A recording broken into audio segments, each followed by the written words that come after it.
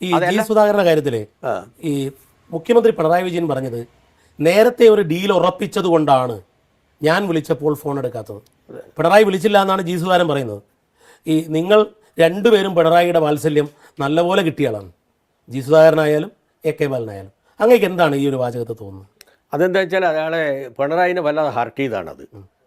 പിണറായി ഞാൻ നിങ്ങളോട് പറയാൻ കളവ് പറയില്ല, 3 പ്രാവശ്യം വിളിച്ചു എന്ന് പറയുന്നത് സത്യസന്ധമാണ്. എന്നിട്ട് അയാൾ ഫോൺ എടുത്തില്ല എന്നുള്ളത് എരപ്പത്തരം തന്നെയാണ്.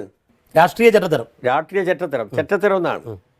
ചെറ്റത്തരം എന്ന് അദ്ദേഹം ഉപയോഗിച്ചത് രാഷ്ട്രീയ ഡിക്ഷണറി അതിൻ്റെ അർത്ഥം അറിയാത്തത് കൊണ്ടാന്ന് നോക്കി ആൾ പറഞ്ഞു.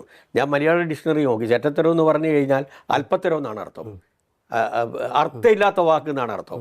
മാത്രമല്ല ഈ വടകര തലശ്ശേരി ചെറ്റാന്ന് പറഞ്ഞാൽ ഓല കൊണ്ടുള്ള വീടാണ്. വീട് എന്ന് പറഞ്ഞു കഴിഞ്ഞാൽ മറയും റൂഫും നിങ്ങൾക്കറിയാം, അനുഭവം ഉള്ളതാണല്ലോ.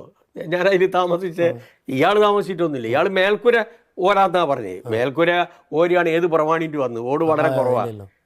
ചുറ്റും മറ വെച്ചിട്ട് കല്ലുകൊട്ടി തന്നെയാണ് അയാളെ വീട്. ഞാനതായിരുന്നില്ല.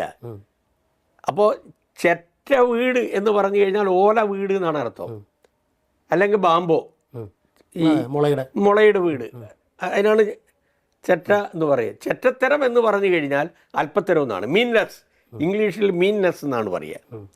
അപ്പോൾ ചെറ്റത്തരം എന്നുള്ളത് സാധാരണ നിലയിൽ ഉപയോഗിക്കുന്ന ഒരു വാക്കാണ്. അതിനേക്കാൾ അപ്പുറമുള്ള വാക്കുണ്ടെങ്കിൽ അത് ഉപയോഗിക്കും.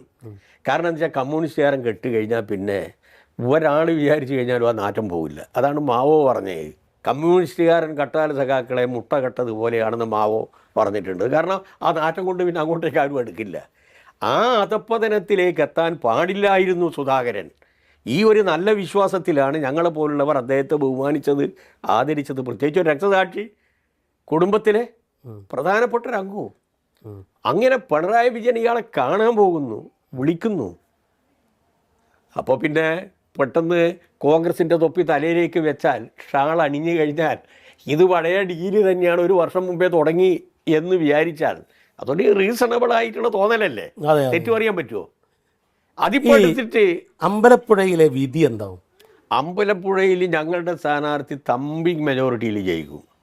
വർഗവഞ്ചകന്മാരെ അവിടെ അവർ വെച്ച് പൊറപ്പിക്കില്ല. ഒന്നാമത് പുന്നപ്പുറ വയലാരെന്ന് പറയുമ്പോൾ രോമം എടുത്ത് പിടിക്കുന്ന സ്ഥലമല്ലേ, എന്ന് രോമാഞ്ചം കൊള്ളുന്ന സ്ഥലമല്ലേ, പാർട്ടിയുള്ള സ്ഥലമാണ്, പാർട്ടിയുള്ള സ്ഥലമല്ലേ.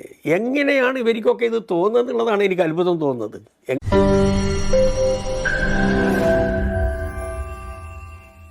ലോകത്തെവിടെയായാലും ഏത് സമയത്തും 24 വാർത്തകളും ഓഗ്മെന്റഡ് റിയാലിറ്റി പാക്കേജുകളും എക്സ്പ്ലെയിനറുകളും വിശദമായി കാണാൻ ഞങ്ങളുടെ യൂട്യൂബ് ചാനൽ നിങ്ങൾക്ക് സബ്സ്ക്രൈബ് ചെയ്യാം.